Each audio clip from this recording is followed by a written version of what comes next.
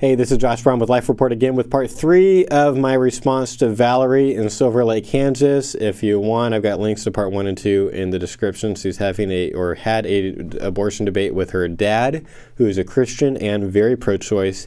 And so I'm just going to respond to 2 more parts of this in last part of the series.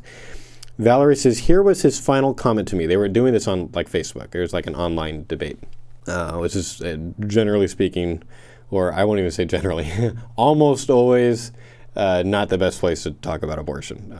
I've got more carefully nuanced thoughts about that. I'm not saying all Facebook debate is bad. I do it. I think everyone can agree that if you can do this face-to-face, that's better. Maybe Valerie lives in a different place than her dad. I don't know. But anyway, she says, here is his final comment.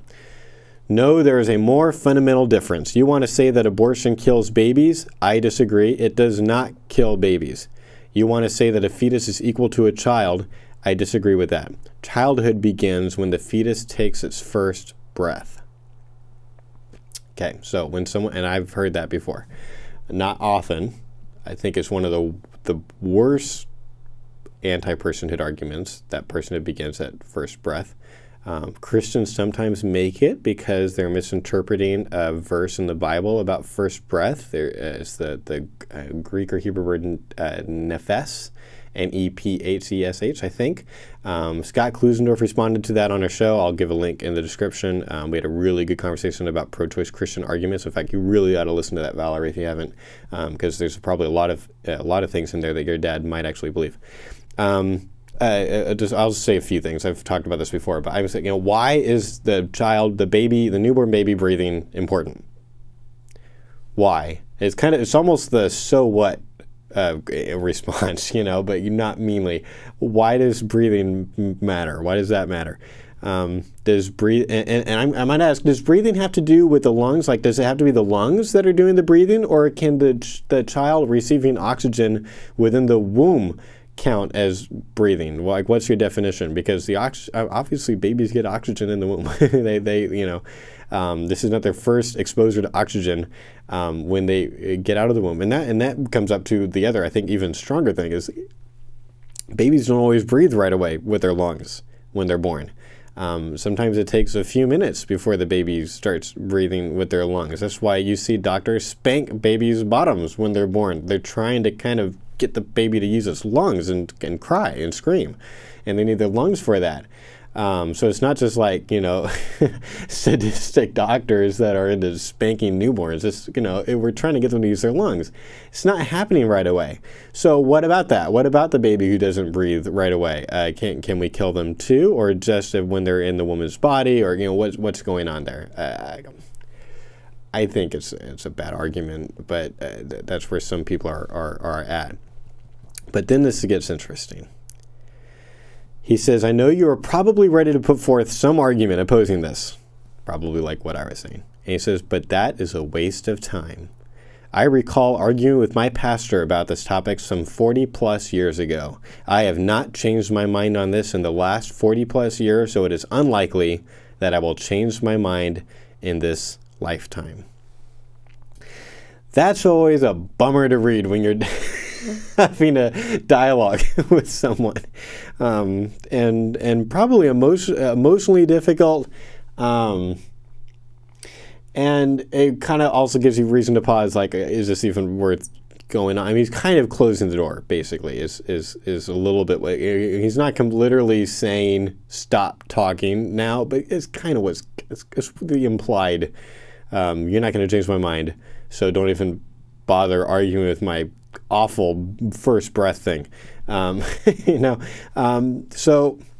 I've got a video I published. It's just the audio from a speech I did, or a training I did.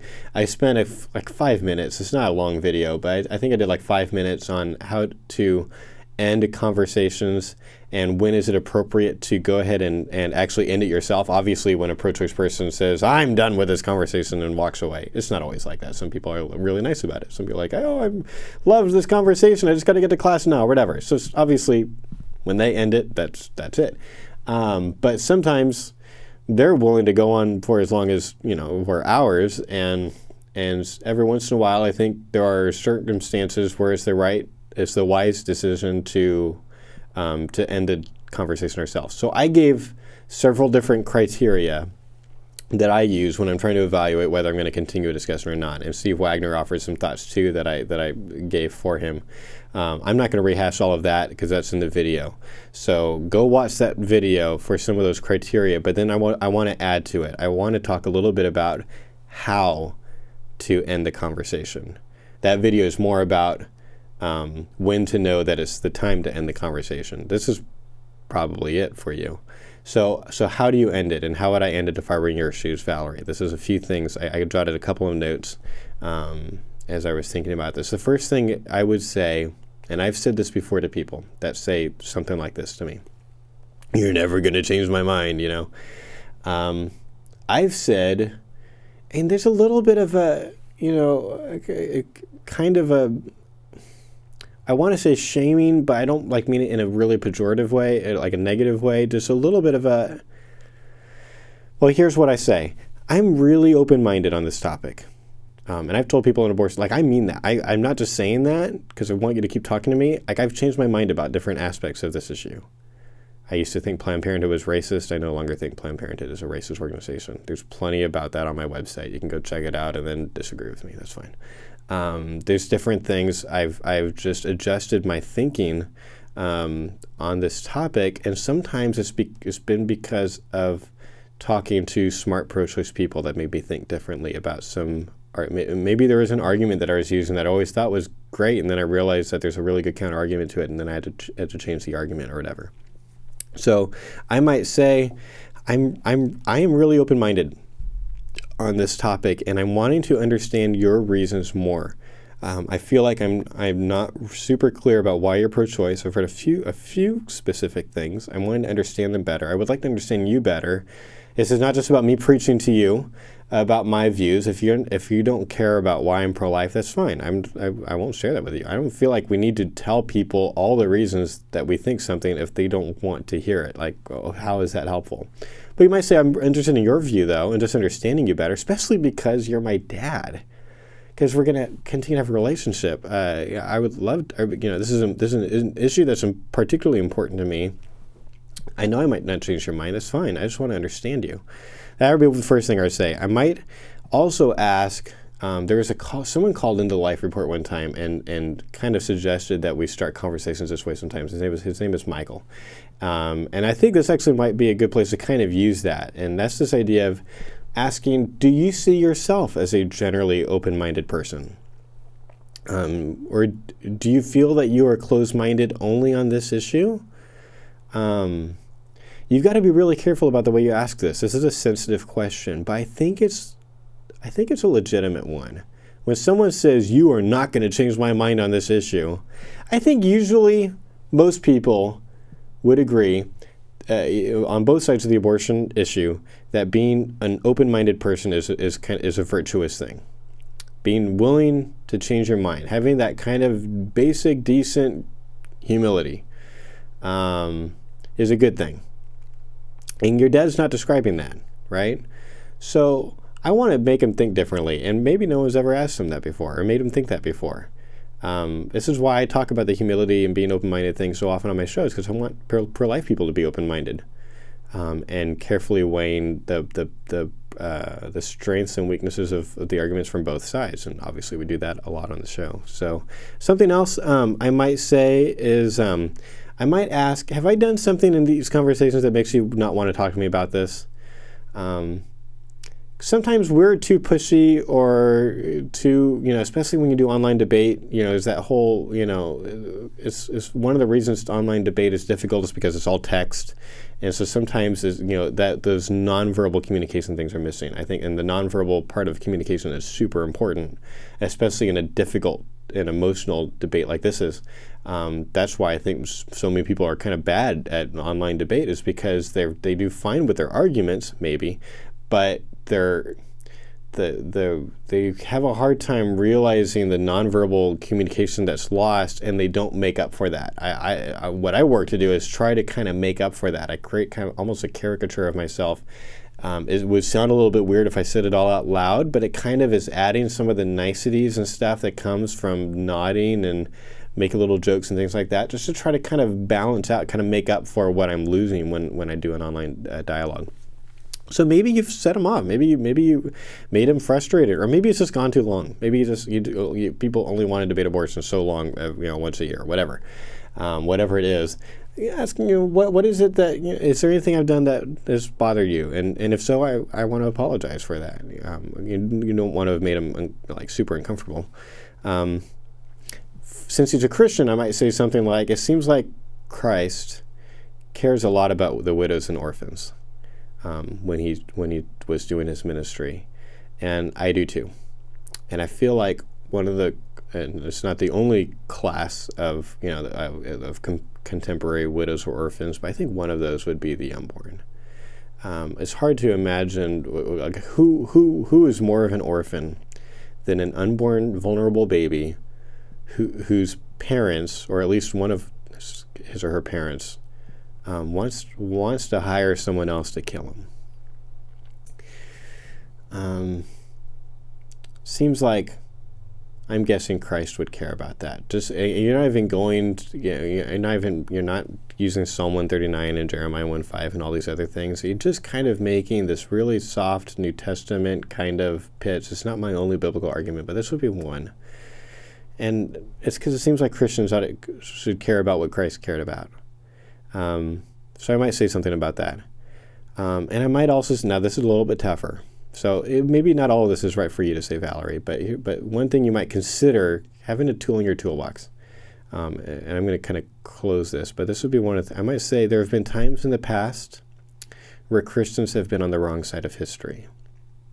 And this is tough, but there were Christian slave owners. There were Christians that maybe didn't own slaves, but were very apathetic to the entire issue, that weren't willing to help William Wilberforce or other people as they were trying to abolish the slave trade. I think that's awful. There's this really powerful story. I heard someone say this last year. I think Scott Klusendorf told the story. And it's this guy named Martin Niemöller, and he was this Protestant pastor, and he was imprisoned by the Nazis because he was one of the German pastors that didn't kind of cave to the pressure to not say things that were anti-Nazi. They were putting Nazis like in churches to like watch the sermons to and imprison some pastors that wouldn't cave to kind of this pressure.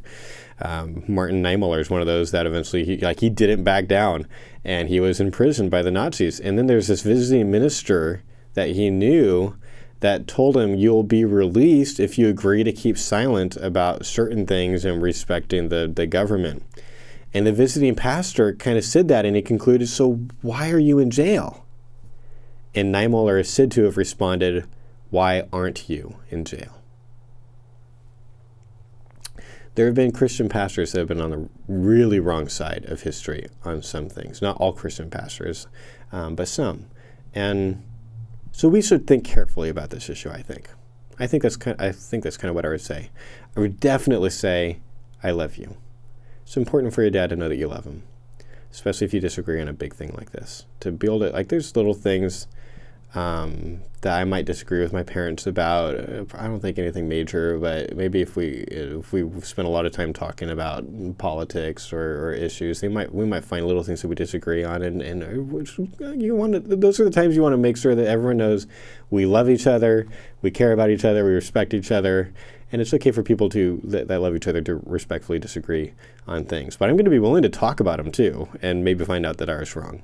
And then just try to leave the door open. Try to say, I can tell you're kind of done talking about this for today. If you ever want to talk about it again in the future, I would be really open to that. I'm not going to be mean. I'm not going to judge you, or that might not be exactly what we say. But something, just leave the door open. For future conversation, and I hope that helps, Valerie. I hope that you can have future conversations with your dad, that eventually he would see the kind of person you are and the kind of good arguments that you're making or good questions that you're asking, and that God will work in his heart.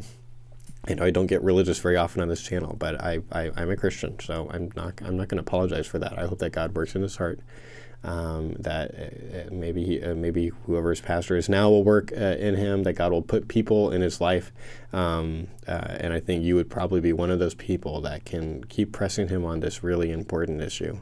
It's hard to hear about pro-choice Christians because it just seems like, man, what part of the Bible are you reading? Where are you getting this? And sometimes they're just misinterpreting certain sections of Scripture, a lot of times Old Testament things. And so that's why we had Scott Klusendorf on to talk about that. So anyway, Valerie, I hope that helps. Thank you for your email.